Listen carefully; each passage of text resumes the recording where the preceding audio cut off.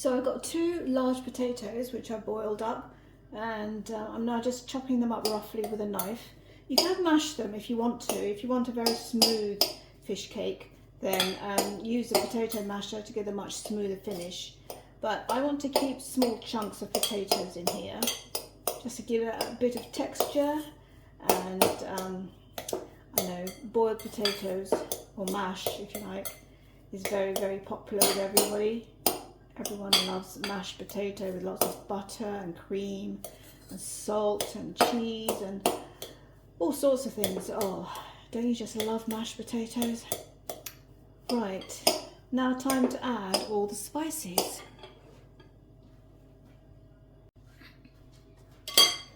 So I've just raided my fridge to see what was in there, and I have some spring onions, which I'm going to chop into small pieces, and I also had some dill and some mint left, so I'm just going to chop those up and put those into the mixture, just to add a little bit of zing.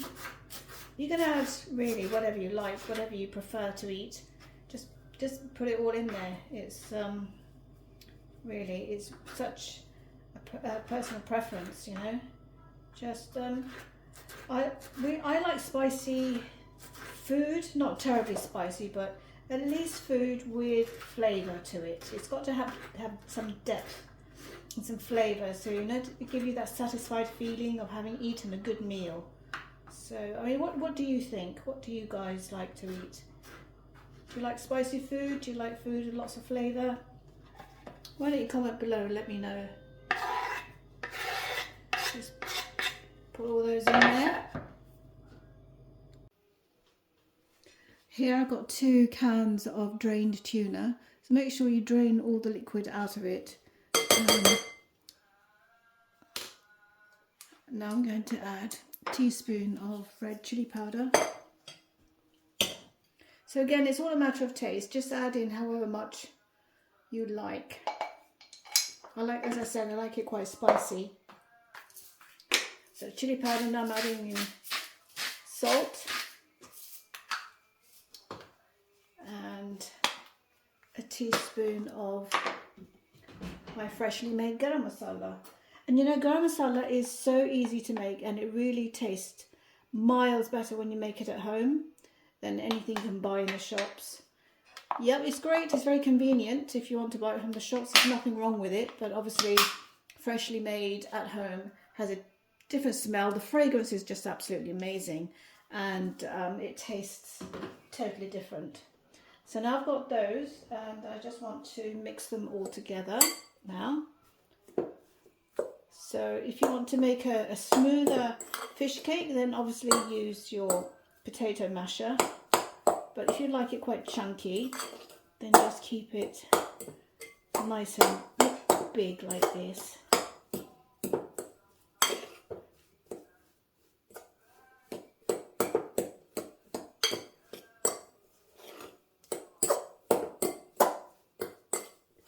And that's all there is to it. It's that simple, really simple.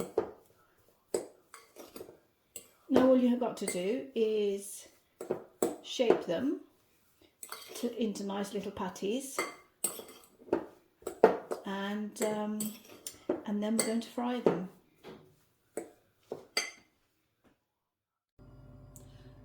So now to finish off these fish cakes, I've got some olive oil heating up in a large frying pan.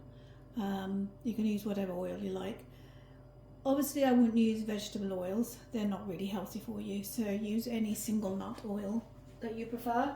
I always use olive oil because it's quite healthy and it doesn't have a very strong flavour, so it's not going to interfere with whatever you're cooking. So you want that on medium heat, just to heat that up. And here's my tuna and potato mixture, which I'm now going to shape into round patties.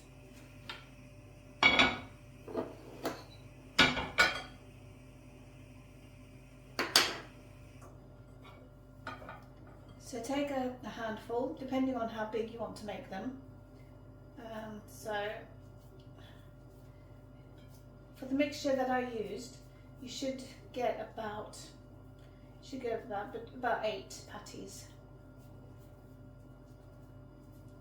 So you don't want them too thick, maybe half a centimetre thick.